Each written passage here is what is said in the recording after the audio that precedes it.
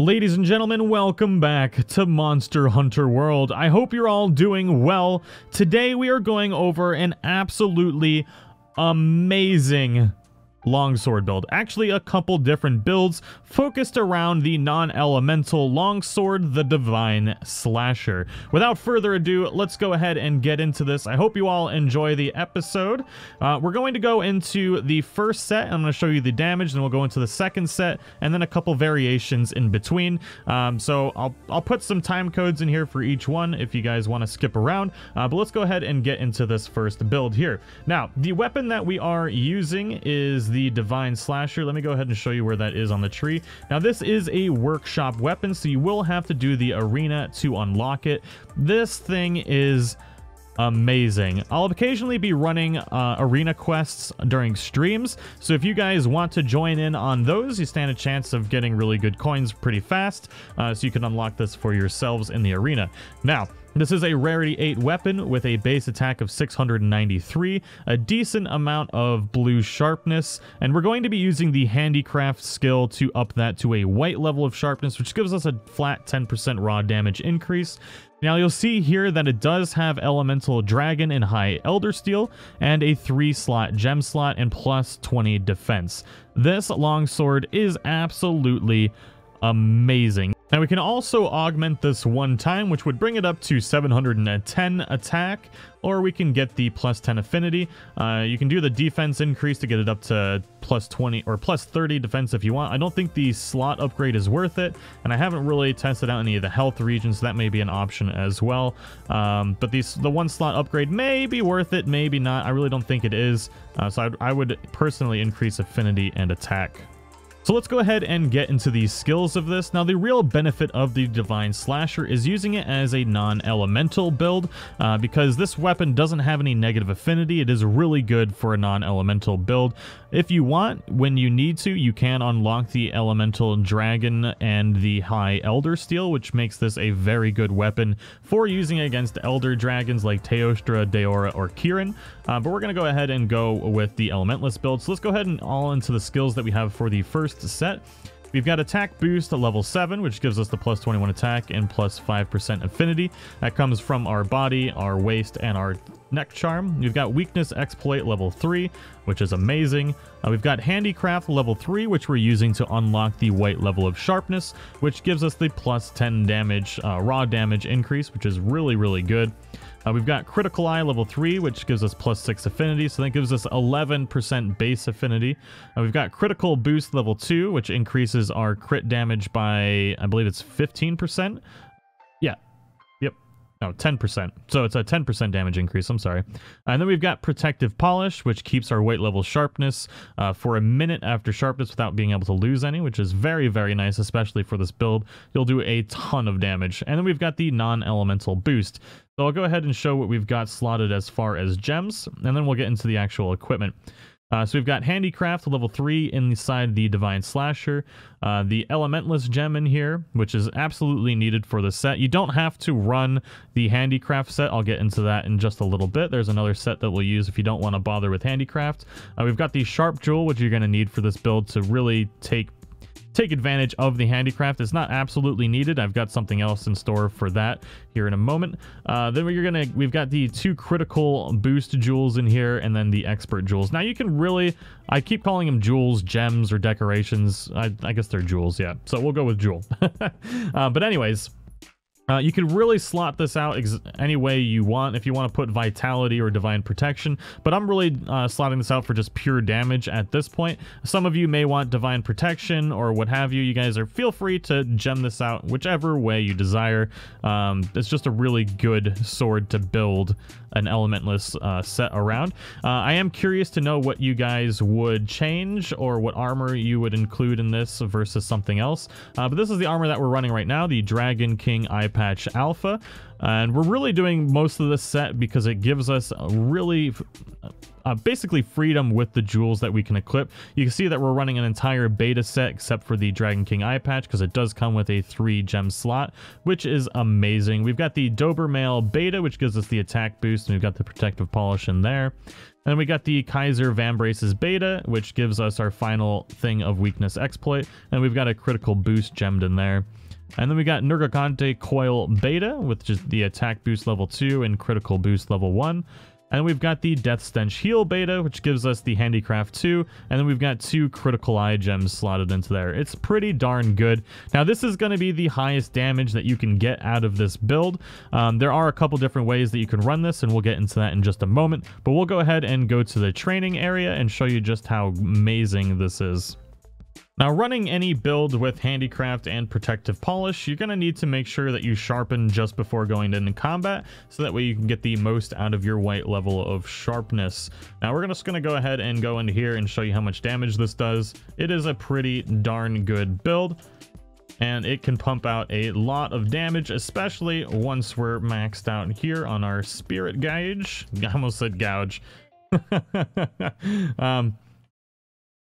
But yeah, it does quite a bit of damage, especially with this. Oh my goodness.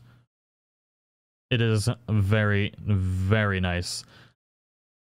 Now, we do have another build that focuses more on just a flat-out crit instead of going with Handicraft. We're going to do a couple different things. I don't know what I'm doing right now. That was just crazy. But as you can see, it does quite a bit of damage. And I'm really a big fan of this build. And not only that, but it looks freaking amazing as well. Let's see here. Can I get I'm trying to get a good look at the actual blade here. So, I don't know. I really love the way the Divine Slasher looks. It's black with that really nice red blade. Oh, man. This is probably my favorite looking longsword in the game right now. I don't know. Anyways, we're just going to go ahead and just show this off a little bit more.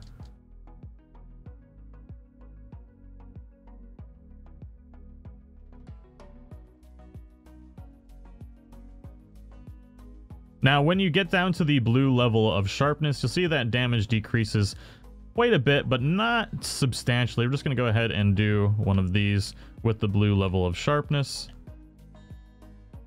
And it's not a terrible decrease. We went from 124 down to 112, so we lost about 12 per hit, which does add up in the long run. But we'll go ahead and grab the other set right now. Well, you'll see that we crit a lot more with the other set, although we can't really get the latent power to activate inside of here, but it is a latent power set. So let's go ahead and change our equipment, and we'll go into our loadouts, and we'll load this one here. Now, there's a couple different ways you can do this. This is really going for the attack boost and latent power. So we've got attack boost all the way up to level 7, latent power level 4, weakness exploit level 3, critical eye level 2, critical boost level 1, and the non-elemental boost. Now, we're not running Handicraft on this, but the point of it really is to also get Teostra Technique, so that hopefully we can keep our blue level of sharpness pretty much for the entire fight and not really have to worry about sharpening at all. Because what the Master's Touch does is prevents your weapon from losing sharpness during critical hits, and once we have the latent power 40 plus our 11%, and as long as we're hitting a weak spot, we should crit every single time and never lose weapon sharpness. Now, we're going to go over a couple different things you can do with this. Obviously, we've still got the Divine Slasher over here, and then we've got the Kaiser Crown, the Kaiser Vambraces, and the Kaiser Greaves with the Nergigante Coil and the Dober Mail. Now, for the Kaiser one, we're using the Alpha because that's the only way you can get the 2 levels of latent power on it. We've got the Dober Mail Beta, which gives us the attack boost. We already saw that. The Kaiser Bracers Alpha as well, because that way we get the 2 levels of weakness exploit, and then we can still slot the critical eye in there. And then we've got the Nergigante Coil Beta, which gives us the attack boost level 2 and a weakness exploit level 1 jewel slot. And we've got the Kaiser Greaves Beta for latent power level 2 and then critical eye.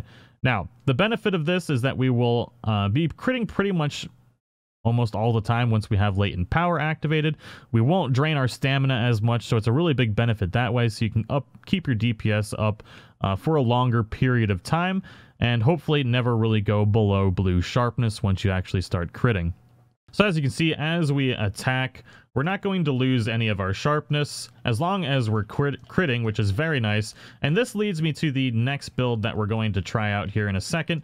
It doesn't make sense at first, but it will make sense here in a moment. I'm not really going to do it. Oh, I guess I could show off the damage of it real quick of our final attack.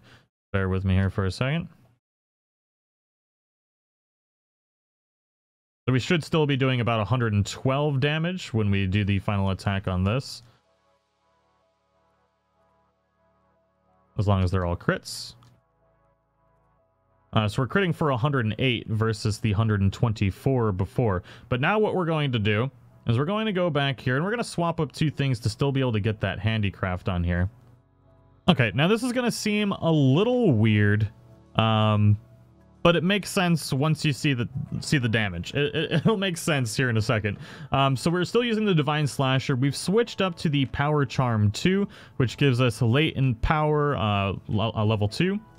And we've got the Kaiser Crown Alpha, the Dobermail Beta still, and we've got the Kaiser Vambraces Alpha. Then we've got this, the Kaiser Coil Alpha. Now, Blast Attack, completely useless on this build. I'm well aware. This is the weird part of the build. It doesn't make sense. We're losing attack. It's crazy. Oh my god. Everyone riot. It's insane. And then we got the Weakness Exploit level 1.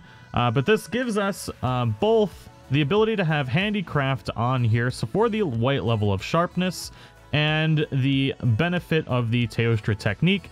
With this particular build, we should be having 96% affinity. 96% affinity. So we should be critting 96% of the time. So we should never lose Sharpness as long as you're hitting a weak point on the monster. Now, that's sometimes easier said than done. I completely understand. But your crit chance is going to be extremely high with this particular set. You see we got Teostra Technique level 3, Latent Power level 4, which is 40% increased affinity and reduced stamina depletion by 30%. And then we've got Attack Boost level 3. Now, it would be nice to get the Latent Power up to level 5, but to do that, you're losing either 2 more attack, which is perfectly fine. You could get this up to the level 5 by using the Kaiser Male Alpha. You would lose 2 attack, but you would also lose the gem slot, which makes this actually viable, because you need the Dober Male gem slot in here to actually get the full level of Handicraft in here and the Elementless. And if you go with the Kaiser chest, you're not going to be able to get that. You're not going to be able to get the full set, which actually makes this weird version with the Kaiser Coil actually viable. So we are using the Death Stench Heal B again with the Handicraft. So it's a little bit of a weird build, but you'll see that we do actually more damage than the previous build. Not quite as much as the first, but you'll be critting significantly more, so your overall DPS should be better with this particular set. I don't know why I just sharpened. We don't have protective polish. We'll go ahead and just do our combo here, and we'll see if with the crits, without latent power, if we can actually keep this white level of sharpness the whole time.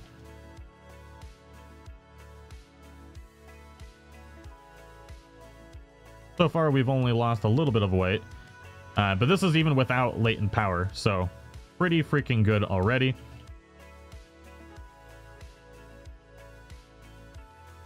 There we go. Finished 2 combos, only lost half of our sharpness without latent power, so pretty darn good. But you'll see how much damage this does in just a moment once we actually get... Actually, we are all the way up. Anyways, we can probably do this now. There we go.